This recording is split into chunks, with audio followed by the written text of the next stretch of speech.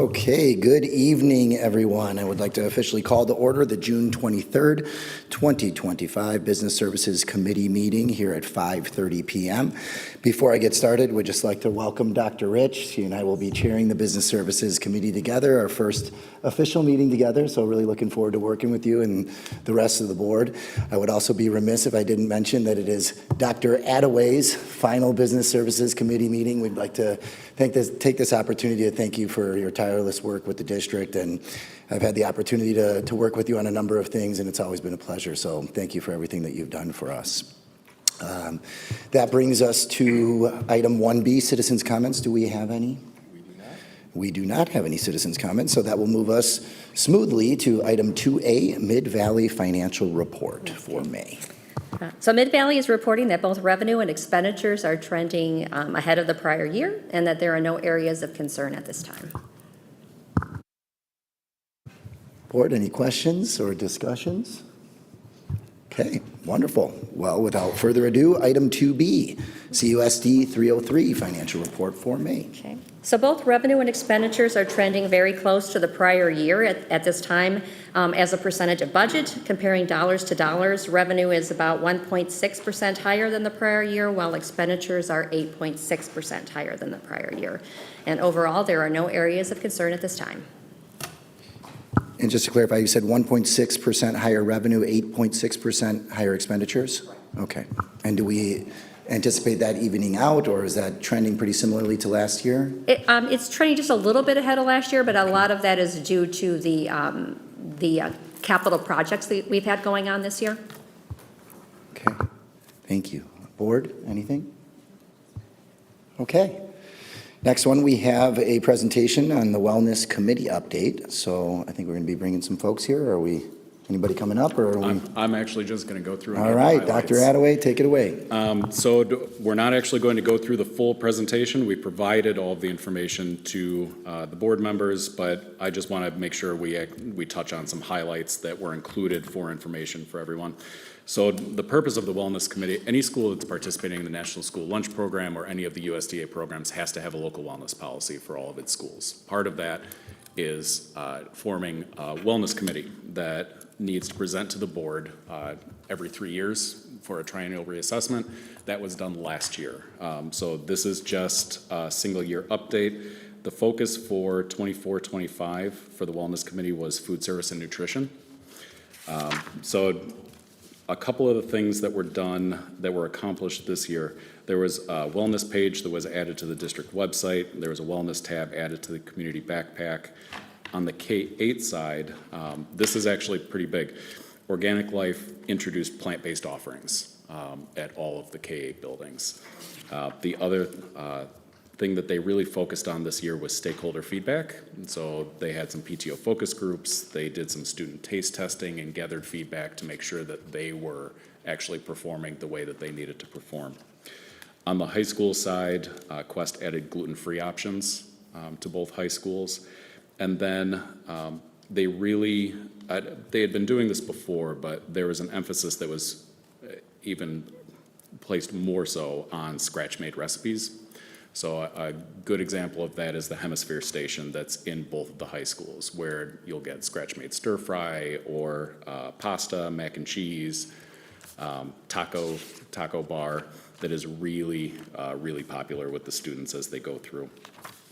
One of the other things that I wanted to talk about with Quest is they did form a student food committee. They held a few meetings in February of this year. They asked for survey responses. They received 446, which actually is not too bad, and asked the students to rate 1 to 5, 5 being the highest, their opinion of 5 different areas: quality of food, menu options, interaction with the team, speed of service, and then cleanliness. And in 4 of the 5 categories, they averaged 5 stars. The only one that they didn't, where they averaged 4 stars, was speed of service. But when you have an emphasis on scratch cooking, it is going to take a little bit longer when you don't have things just sitting there ready to go. So that's the only one where they receive 4 stars instead of 5. So Quest is doing an excellent job at the high schools, and the students think that Quest is doing an excellent job at the high schools, which is good news. So for 25-26, the Wellness Committee's focus is going to be physical activity and school-based activities. And then in 26-27, you will see a representative from the Wellness Committee back here for another triennial reassessment update.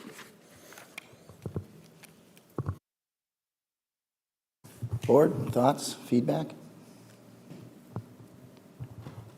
I have just one quick question. So I know we've put an emphasis on making the information, the wellness and nutrition information readily available to families. Is that readily available on site as well as you are selecting the food?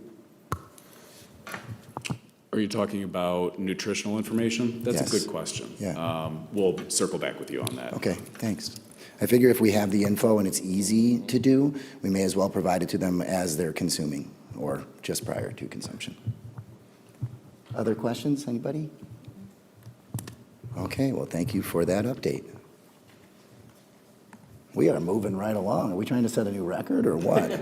Okay, so that moves us on to item 2D, CUSD 303 fiscal year 25-26 tentative budget. Perfect. So tonight, I am pleased to present the tentative budget for fiscal year 26. This budget, I believe, reflects our ongoing commitment to fiscal responsibility while also aligning with the district's strategic priorities. So we're going to start with the end of the story before we go back to the beginning. The tentative budget for FY26 is balanced. This, I believe, reflects the district's ability to manage resources efficiently while also advancing the Board of Education's goals. I do want to note that while this version is balanced and aligned to priorities, adjustments will likely still occur before the adoption in September. We've moved the presentation of the tentative budget this year forward 1 month to provide our district's new CSBO additional transition time, but that also means that there were some additional assumptions that were included in this budget. So there will likely be refinements and changes before the final budget in September. So as is typical, we'll start the presentation by grounding ourselves in the district's core values. This budget is designed to support the district's priorities, whether it's effective PLCs, a guaranteed and viable curriculum, or culturally responsive staffing. Each budget decision is made through the lens of equity, instructional excellence, and stakeholder engagement. The board's strategic priorities really inform the fiscal decisions that contributed to the development of this tentative budget. So this chart illustrates our annual budget cycle. Although we tend to focus publicly on the budget at a specific time each year, it really is a year-round process that involves continuous planning, review, and adjustments. The goal is to ensure that financial resources are strategically aligned to meet student needs and long-term goals at all times throughout the year. So here's the specific timeline for the FY26 budget. As I mentioned, we're ahead of our normal schedule this year, presenting the tentative budget in June rather than July. At July's board meeting, we'll ask the board to approve the tentative budget and schedule the public hearing. And there will then be a period of a few months where the budget will be refined and additional discussions will occur with the board prior to adoption in September. So this slide provides an overview of how our revenue is allocated across major funds. These allocations reflect the revenue sources we can expect, including local property taxes, state and federal aid, and other local resources like investment income. As is typical in Northern Illinois school districts, local property taxes accounts for the vast majority of the district's revenue. And as a result, we pay very close attention to our tax levy and consumer price index. So consumer price index, or CPI, is critical in determining the district's property tax revenue under PTEL, or the Property Tax Extension Limitation Law. Our approach is to levy responsibly to capture the available revenue under the law without also overburdening the taxpayers.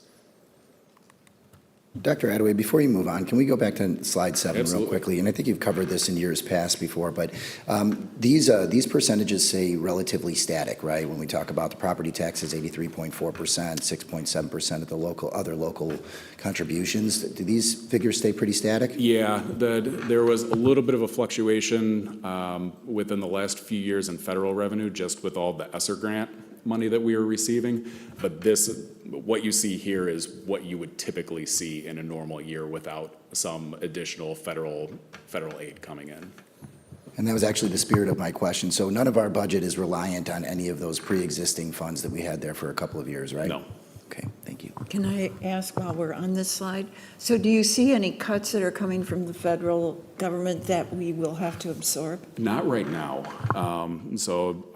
We're pretty steady right now with flat funding going into next year, which flat is not less. So that's a bonus.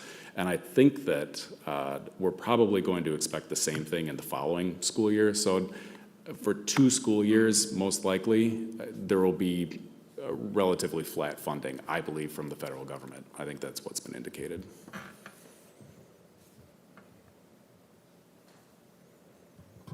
Yep. So this chart breaks down the anticipated revenues by fund for FY26. Each fund plays a very specific role, and the revenues reflect expected receipts based on prior trends, known grant funding, and the current levy.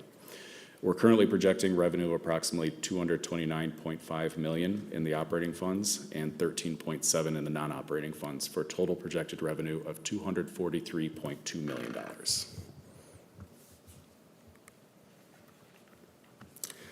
Here we see how the expenditures are allocated across major categories. So with $240 million in annual revenue, our school district operates at a financial scale comparable to a mid-sized corporation. But as we've discussed before, the operational scope and how we spend our money is very, very different. As you can see on this slide, our primary investment is in people. And our spending on services, supplies, and equipment makes up a much smaller portion of the budget than it would at a private institution. This chart breaks down the anticipated expenditures by fund for FY26. We are currently projecting expenditures of approximately $229.5 million in the operating funds and $23.5 in the non-operating funds for total projected expenses of $253 million for FY26. Kind of just a clarification, so. Absolutely. Oh, and maybe you're gonna go over it. I'm just curious where the source of the additional funds is gonna come from. For that. Because are you gonna talk about that? Yeah, Okay, on the next thanks. slide, yeah.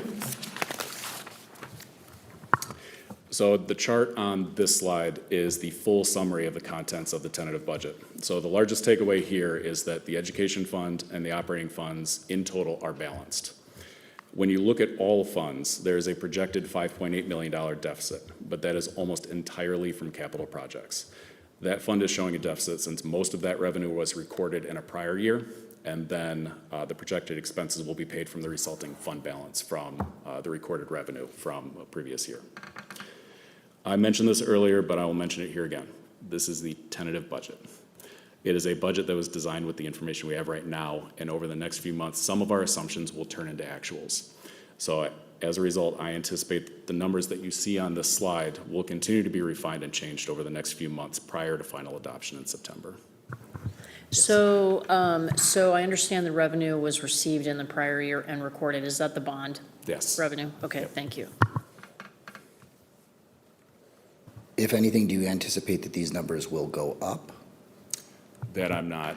I don't necessarily think that the numbers will go up, but a lot of that depends on, as we talked about earlier, the vast majority of the expenditure budget is in people. So if we start breaking sections in elementary schools and we're forced to hire a new teacher FTE, you might see a little bit of an increase in that area than maybe we have in the tentative budget, but that doesn't mean that there can't be decreases elsewhere to balance things out. So do I think that it's going to go totally off balance? No, I don't. This will stay in balance. But how the funds are allocated, I think, could potentially change between now and then.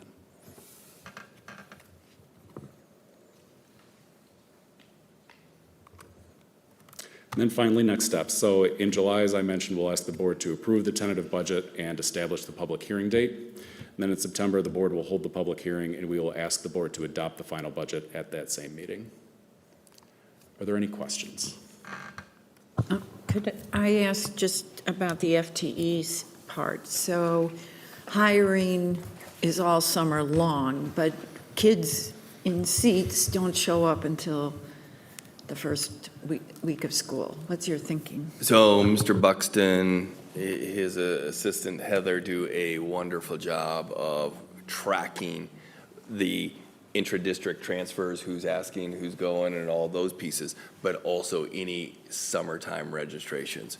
So we're feeling very comfortable right now with the section loads being, are they 2, 3, 4 students underneath that targeted area? So we did a little bit of work leading into this conversation, making sure prior to Justin making, doing this tentative budget, do we have the sections where we think we're going to add? Are we close to a section, 1 or 2 students off? That's where Jared, Justin, and I would talk about, okay, are we adding here, or are we going to hold on this one? So if we're off, we're maybe off an FTE because we had 5 students move in on a grade level.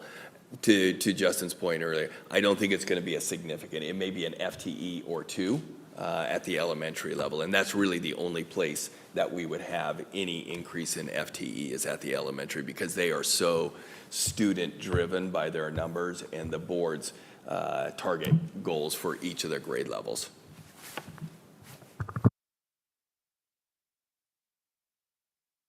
I'm going to ask a question about the transportation budget, because that's the one that kind of pops out to be a pretty big discrepancy. Can you explain that a little bit? Yeah, so that was actually a purposeful deficit. The fund balance in the transportation fund was starting to climb up above 100%. So we're actually purposefully including a deficit in the transportation fund to start to drive some of that fund balance down. Yeah.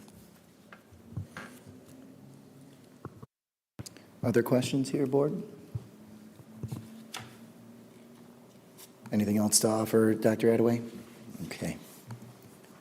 All right. I think that moves us on to item 2E, annual district IT renewals. There are only 2 software renewals that we're bringing to the committee this month. One is for ClassLink, and then the other is for the Google Suite Enterprise that we use for email and document management. And these are annual renewals? Correct. These are systems that we currently use that we're just renewing. Is there an increased price, or maybe I'm missing it? That I do not have the answer to that. We can ask Matt Smith for you, though. Thank you very much. I would assume if there isn't any crazy increase to the price, we'd probably put this just on consent agenda. Okay. Any other questions, board, on any of those items? All right, holy cow, are we going to adjournment right now? We are. Okay, I think we are moving on to adjournment here. Let's touch on some future agenda items here. 3A. So I know upcoming, we'll be bringing the new CSBO will be bringing the hazardous routes for transportation, as is typically done in July. And then there will be continuous conversation about the budget leading into the adoption in September. In July, we'll also be bringing forward some conversation on health, life, safety bonds that the board requested, forgetting the gentleman's name, even though I was just told his. So we'll be bringing him forward to have that conversation that the board requested to hear more about health, life, safety bonds. That's in July? That is in July. Okay. And the hazardous roads assessment, will that then shed additional light on our current project here with the busing and routes and? Yes, so there is going to be, I think, the board had previously requested a little bit larger discussion about transportation once school starts, and I think that's where most of that conversation is likely going to live. This is going to be the reauthorization of existing hazardous routes from the previous year. I see. So unless there were somehow became quite safe, they're likely to be still Correct. listed on that. And then Yeah, we are not anticipating any of those routes to be coming off. Okay. The list will remain the same. And then the evaluation, so excuse me on that mistake, the evaluation that we spoke about for other areas is going to happen after the In the first of fall. calendar year, or after the first of the school year. Yeah, so we have that traffic occurring during the school time for those newly identified areas to ensure, have we hit all of those health, life, or safety hazard routes? Well, there's 2 questions, though. I'm sorry, go ahead. No, please. There's two questions on the table, right? There's the evaluation of the routes and how transportation is working, but then also there's that all-encompassing audit So is that coming in August, the results of that? So that should be that August, September. Yes, that one sits over there. This one is the current, what we have currently that the board has to approve on. So yes, those are two separate pieces. Okay. As Ms. Porter's joining us, she'll be working with the Transportation Department on the two different points of drop-off and pickup. Once we have all those taken care of, then we will reassess the hazardous road information, and that will come back to the board. So that would probably be to the board in that September Business Services meeting. Okay, but in August, though, we should have some type of visibility to the elementary Correct. school. The I route. guess all, Yeah, the routes themselves. The audits. Yeah, the larger audit Yeah. conversation will be done by, Okay, that just end of because if August. there's some type of other change, it would be very helpful for families to know. correct. So they will all know prior to that start of school, but we'll make sure the board has that ahead of time. Okay, and then also in August, should we be getting the update of the first pass-through of the CLEAR You will. system? Okay, You will, in that August timeframe. Yeah. We're still working through some of the logistics there internally, but yeah, we'll give the board that big picture percentage look at what we're seeing. yeah. Absolutely. Can we go back just a second, because I have a few questions. If we find that there's a hazard that we should have done, can you make that happen during that school year? Yeah, so yes, we can add a hazardous route at Okay. any time. We would have the board authorize a single hazardous route that we would then send an updated list to IDOT for reapproval. I was going to expand on what Dr. Gorin was talking about with the timing of this, because we have gotten a few requests from parents to evaluate their areas as a hazardous area for a hazardous route.